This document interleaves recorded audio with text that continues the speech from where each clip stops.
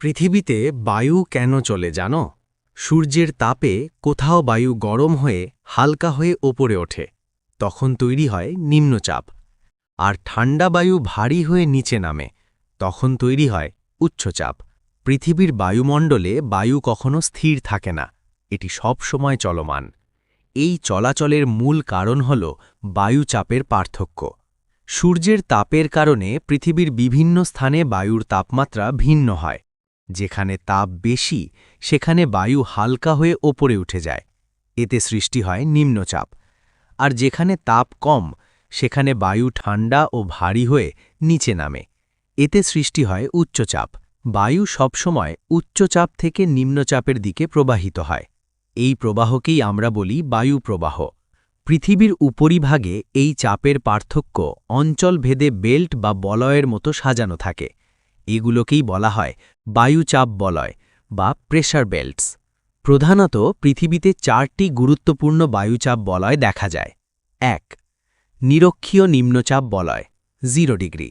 এখানে সারা বছর সূর্যের আলো প্রায় লম্বভাবে পড়ে, ফলে বায়ু গরম, আর্দ্র এবং হালকা হয়। এই বায়ু ওপরে উঠে যাওয়ায় এখানে নিম্নচাপ সৃষ্টি হয়। এই অঞ্চলে বায়ু ওপরে উঠলেও অনুভূমিকভাবে তেমন প্রবাহিত হয় না, তাই এই অঞ্চলকে বলা হয় ডোলড্রামস বা শান্ত বলয়। কর্কটীয় ও মকরীয় উচ্চচাপ বলয় প্রায় 30 ডিগ্রি উত্তর ও দক্ষিণ।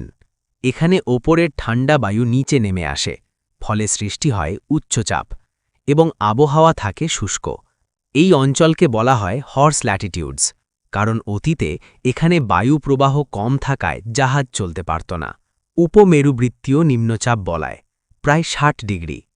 এখানে উষ্ণ ও শীতল বায়ুর সংঘর্ষ ঘটে, ফলে বায়ু ওপরে উঠে নিম্নচাপ সৃষ্টি হয়। মেরু উচ্চচাপ বলয় 90 ডিগ্রি। মেরু অঞ্চলে তাপমাত্রা খুব কম, বায়ু ঠান্ডা ও ভারী হয়ে নিচে নামে, ফলে এখানে উচ্চচাপ বিরাজ করে।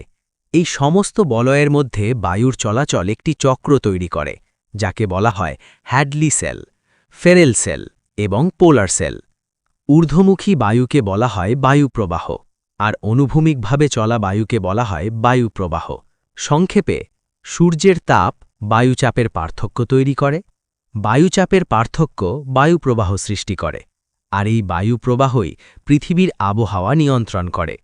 তাই পৃথিবীর জলবায়ু বুঝতে হলে বায়ুচাপ বলয় ও বায়ুপ্রবাহ সম্পর্কে জানা অত্যন্ত গুরুত্বপূর্ণ। ভিডিওটি থেকে যদি সামান্য উপকৃত হয়ে থাকো বা ভিডিওটি ভালো লেগে থাকে এবং এই ধরনের আরও সহজ ভূগোল শেখার জন্য অবশ্যই চ্যানেলটি সাবস্ক্রাইব করে রাখো। সঙ্গে থাকো, দেখা হচ্ছে পরের ভিডিওতে।